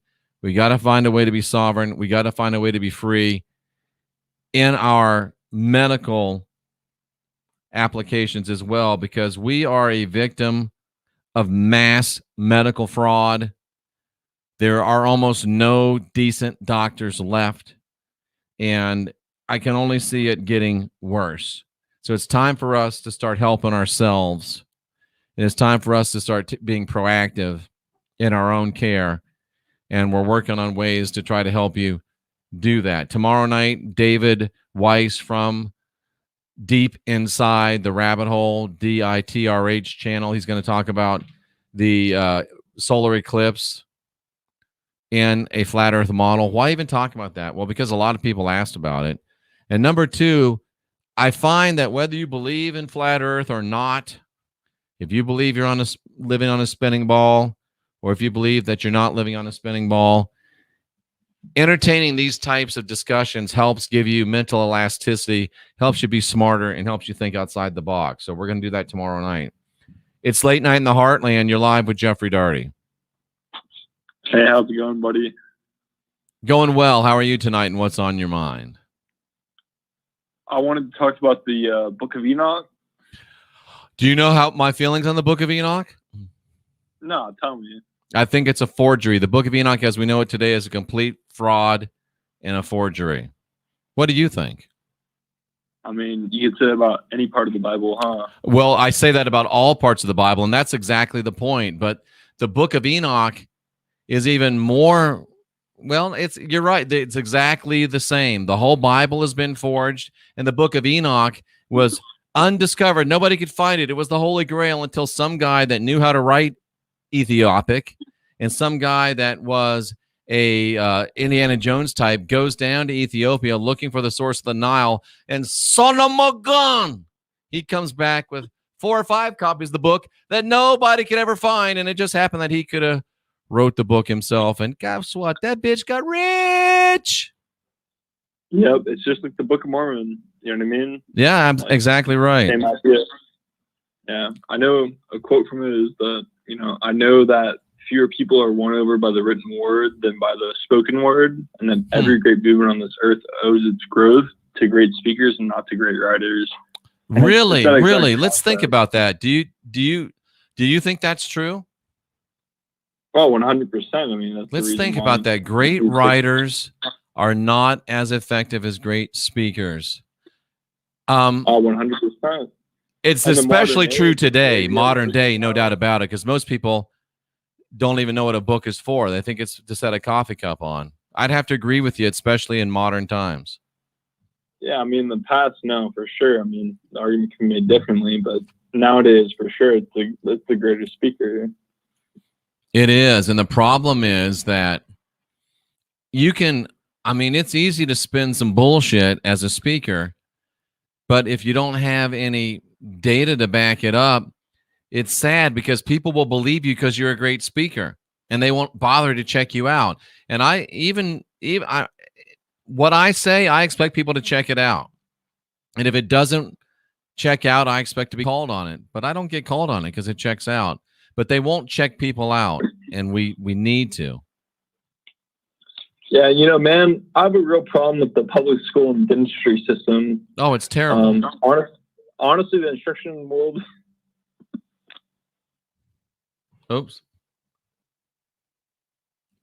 It's Late Night in the Heartland. You're live with Jeffrey Daugherty.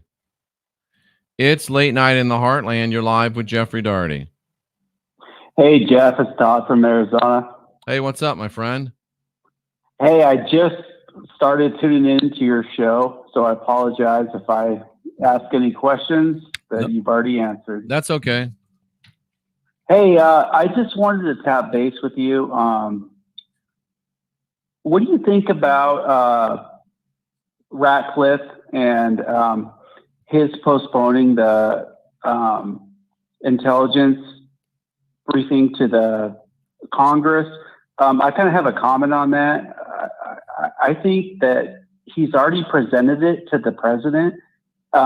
There's nothing in the EO, as far as I'm concerned, that says he has to even give it to the Congress. So when he was with the president at the Army-Navy game, I think something's up with this. I just can't put my finger on it. Yeah, I mean, the official story is there's so much fraud that it's going to take them more time to catalog it all and to put it into understandable language. He's not saying that he delayed it. He's just saying that I'm supposed to give it to you, have it done by Friday. I can't get it done by Friday because there's too much data. I think there's a lot afoot. I don't think it's any chicanery. I don't think there's anything wrong. I don't think there's anything bad. I think it's just mass quantities of data, and it's going to be such a home run, but they're making sure that it is every I dotted, every T crossed. So I think you're right. There's much afoot here, and they're just making sure they get it right. And Jeff, you know that I love you, but I'm disagreeing with you on this one. I think they have this 20 days ago. I think if they're that stupid to where they can't have this done by now, we're in big trouble as a country. I think they had this done. I think this is a smoke screen, and I think that something bigger is coming. Like what? If they didn't have this intelligence by now, we're in big trouble. Well, I didn't say they didn't have the intelligence. I said they're cataloging it and putting it in written form so it can be presented. True, They've got all the intelligence. They've got it all. I mean, it's all been collected. They're just cataloging it and putting it together so they can present it in a cogent and very convincing fashion. But what else? Saving this evidence to blitz them on the new Congress on January 6th to just spill it out there in front of all these new congressmen and women. That's actually a really good point. That's a really good point because there's many seats in the House that flipped, so there's going to be a lot more Republicans there. So that's a good point. They may want to delay it until the 6th because they'll have a new Congress and they'll have a perhaps not, I don't think Republican, but more people that are loyal to the Republic than they do now. That's a good point. That's kind of what I was thinking, because why else would they do it? That's a good point. I can't disagree with you. Do you have anything else to add to that? I heard yesterday that from two different sources in Washington, D.C., can't verify it, so I don't want to give any fear porn, but I heard that Washington, D.C. is boarding up more than usual. Boarding up more than usual? Huh. Yes, sir. Yeah, I can see that happening because they're expecting the BLM idiots and the Antifa idiots to go crazy when President Trump gets re-inaugurated. Good talking to you, sir. Good show tonight. Thank you so much. I appreciate your time and I appreciate you calling in. And that was a really good quality call. We don't always have to agree, but be polite, be interesting. He was both, and I appreciate it very, very much. Looking forward to talking to Dave tomorrow. That's going to be really, really interesting. And folks, I'm looking at some things. You bring up these points on the show, stuff like the black sun and the eclipse. I want to ask David about that tomorrow, if there's any connection that he knows about. And I'm really fascinated by the fact that the military is not delivering this vaccine, and we haven't heard anything from the president on that. We haven't heard anything from the president on that, and I'm trying to figure out why.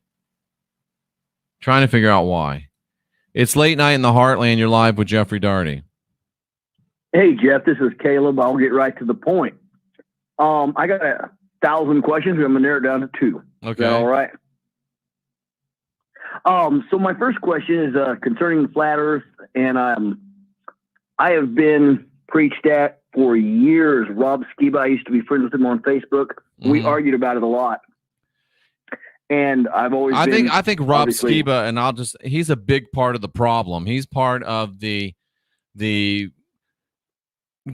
Christian mafia that has co-opted the flat earth movement. But anyway, go ahead. Yes, he is. And he got angry at me many times. Like when he didn't have an answer, he'd just get angry. Because he's a bitch. He's a little whiny bitch. Yes. And the reason I followed him was his work on the Archons back when I used to be a Christian. Yeah. And it was fascinating stuff. And he's making other little baby bitches too that are copies of himself. Is he? I haven't followed him for a while, but anyway, my main question to them was, so on the North Pole, you can see these videos they have of the stars. They go in circles. They make all these perfect circles in the sky. Right. And I am a terrible researcher, and I have looked and looked and looked, and I cannot find anything on the stars on the South Pole, although my brother, who's actually the one who got me started listening to you, has said that, yes, that's the truth. The stars also go in circles on the South Pole. Now, it's my understanding, and we'll ask David tomorrow when he's on, because I'm not an expert. I do not believe we're living on a spinning ball, but I'm by no means a flat earth expert. I believe that from any point on earth, if you looking from anywhere on earth, looking straight up at the North Star, it's always going to be completely concentric circles from that point, year to year, thousands of years, eons of years. It's not just from the North or South Pole. My understanding is from any point on earth, looking at that North Star, they're always going to be concentric circles because things are going around us. We're not going around them. That's a good point. And I hope you do ask David tomorrow, because I will for sure. Everything you put out. I will for sure. It's on my list. It's on my list. Awesome. That's one main question, because to me, if they are going in a circle at the South Pole, that would prove the ball Earth. But anyways, no one's ever been able to answer my question. I've actually gotten anger directed at me over this question. That, anger and vitriol and lashing out with, names and epithets, that's the sign of a mind that has lost rationality and now has to go into irrationality and attack because it's out of data. Yes, sir. I understand that. As a Christian, I resorted to that when I didn't have an answer. Well, I appreciate your call. And I didn't mean to cut you off, but I appreciate your call. It's a really, really good one, and I appreciate that discussion. And ladies and gentlemen, I am just so happy. Here's $50 from Margaret. This is probably for rods. Please make sure you tell me that you want rods when you're sending in money, or you want the book, and make sure you give me your address, because I don't have any way of knowing if you don't make it explicit and explicitly stated for me. But I thank you so much for that. And she did that in another email. Absolutely. So now I got to make 2 pairs of rods, or actually 4 pairs, but that's okay. I was prepared to make them. And we're going to release this. If you're just tuning in, we're going to do 25 sets of rods. And the way to do it, folks, is do this right here. If you want to get the rods of truth, I make them by hand, every single one of them. So it is sort of a commitment on my part. Just go ahead and go to my website, jeffreydaugherty.com, and keep your eye on this, folks. We got some big news coming, and it's going to be coming fast and furious, ladies and gentlemen. So let me make this a little bit bigger. Just go right here where it says, it's got a picture of me with the rods. Jeffrey's divining rods of truth. It says diving. I got to correct that. I'm not going to fire my web guy, but it's me. Jeffrey's divining rods of truth. Special. 25 pairs for sale now. $50 each, postage paid. Just go up here and use the donate button to do the $50. And then use the contact button. Say, hey, I gave you $50. Where's my rods? That's the way you do it. And you can get the rods. I use them all. I test them all. I rub every one of them on a Rooney. You can't beat that with a baseball bat. But if rods got bent, you can always straighten. I had somebody that bought rods, and they're like, and somehow they came to them in the mail and they came bent. And they sent me this picture, like, they won't work, but Of course you can straighten them. They're metal. Just bend them back. They don't often get bent because I put cardboard in there with them. But if your rods get bent, yeah, you can straighten them out. In fact, they'll be happy that you straightened them out. Unlike your wife, she may not like it if you straighten her out, but the rods, they won't mind. And you do want to build a relationship with these rods. You talk to them, you treat them with respect. If you treat them with someone that they have personality. Someone else is following us on Twitch, Final End Productions, following us on Twitch. If you're there now live, thank you, Final End Productions, for following us on Twitch. There's good news, there's bad news. Last night, we had a 300% increase in our Twitch audience. That's the good news. The bad news is it went from 1 to 3. But hey, glad to see you there, and never talk down new small beginnings. It's late night in the Heartland. You're live with Jeffrey Daugherty. We got a few minutes left. What's on your mind? Hey, Jeffrey. I wanted to talk about Horrocks for a minute. Okay. I had a question about that lady who gave you the information in the beginning. Did she ever quote like what source she was getting the information about Horrocks, or is that just something that came to her? Or? I don't even remember what you're talking about, Laugh Dancer. I don't go back that far. Once the show's over, it's over. I'm on to the next page. I got so much on my mind and so little RAM memory that I got to be very selective with what's on my mind typically. So I don't really remember. Okay, so moving on to another question about the Horrocks. Are they infected? I wanted to test with the rod. Are they infected? Are the Horrocks infected? It says no. I don't get the sense that they're infected. Okay. I think it's just what they are. So they're not made, is what you're saying. Are Horrocks made? No. Are Horrocks born? Yes. So Horrocks are a species. They're a species of entity. Are Horrocks a species? Yes, they're a species. Are they an entity? No, they're not really an entity. Are they an energetic being? Yeah, sort of. They're like an energetic being. So they're not really. Yeah, they're an energetic being. They're a species of energetic beings. Do they take over human bodies? Yes. Okay. This is a personal question, but was my ex-boyfriend a Horrock? Do we want to be more specific on which ex-boyfriend or just any ex-boyfriend? Has Lap Dancer ever had a boyfriend who was a Horrock? It says yes. Did he stink really bad? Yes. Ooh. Wow. Isn't that kind of awkward when your boyfriend smells bad? Well, I was able to, it came and went. I would work on his health. Interesting. Okay. And that's why I thought maybe it's an infection, because he had an infection. That's interesting. Did you ever say to him, bro, you really stink right now? Yeah, he'd get really furious. Well, dude, if I smell bad, I want to know that I smell bad. You know what I'm saying? Yeah, exactly. That's how I feel. It's like if you got a little boogie in your nose and you've been walking around, talking to people for 2 hours, you go to the mirror and you're like, Dad, nobody can tell me. Little boogie, come on, help a brother out. Yeah, that's what I thought. I don't get it, Laugh Dancer. Anything else on your mind?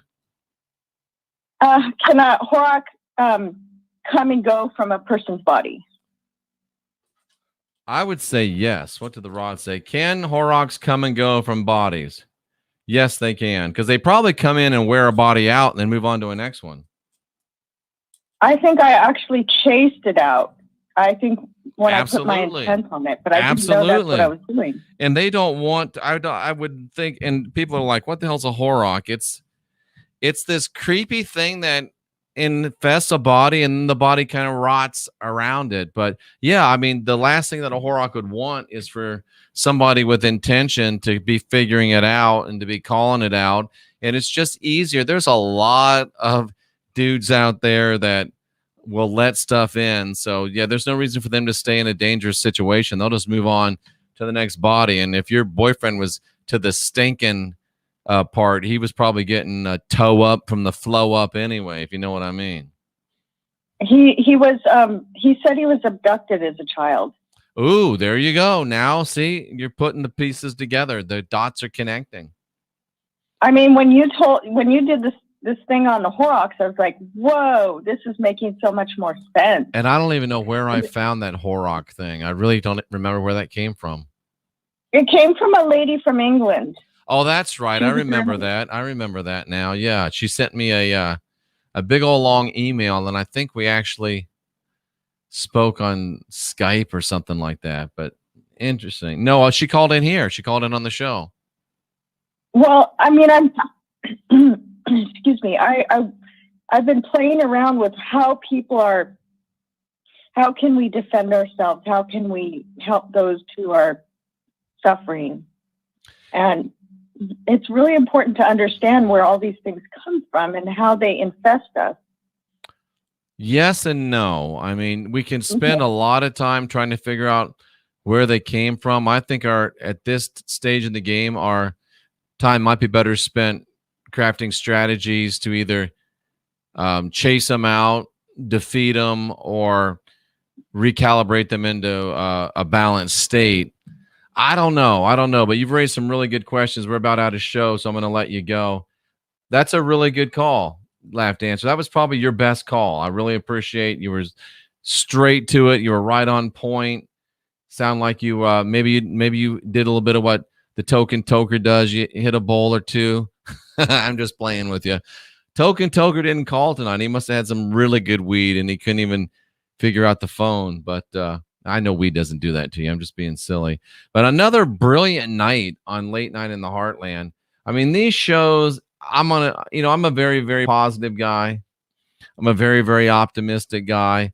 And I don't really allow thoughts of failure or anything like that to come into my mind because I don't want it to be, a negative prophecy that becomes self-fulfilling. But, it did cross my mind. Bro, you really want to do a call-in show? What if you ain't got nobody calling into the show? That would be really embarrassing. But it's not the first time that I've been embarrassed, and it's certainly not the first time that I've been embarrassed on YouTube. But from night one, this is like our 53rd show now, ladies and gentlemen. And from the first night, we have been slamming. We have been jamming. It's been wall to wall, treetop tall, coast to coast, border to border, bang, bang, bang, bang, bang. And from the weird comment department, we need to thank Rod for the weird comment of the night. Is multiple personality a real thing? Which is an interesting question. But then it says, I knew a lesbian who used it to seduce women. I thought that that's kind of what lesbians do. They seduce women. And if you're a lesbian, why would you have to have a multiple personality to seduce a woman? Wouldn't that be And Tracy, I didn't call you out publicly, Tracy. You just confessed. I didn't say one word about Tracy said, what if nobody calls in? Oh, that's funny. I love Tracy Dyer. Never met her, never even spoken to her. She lives in the middle of the woods in a freaking house with a metal roof, so she can't even get a phone call. But Cynthia and I appreciate her. We're gonna pin her down and have some lunch with her someday, and maybe one day we'll get to talk to her. Brilliant mind, and this channel wouldn't be what it is without her. Do I agree with her all the time? No, but most of the time. And we do appreciate Tracy Dyer very much, and we appreciate every single one of you very much.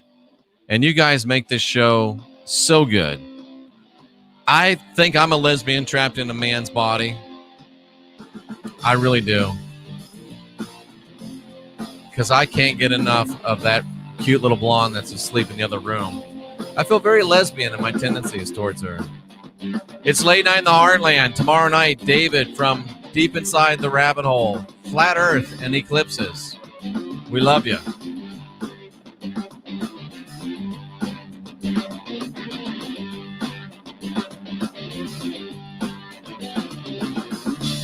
Mm-hmm.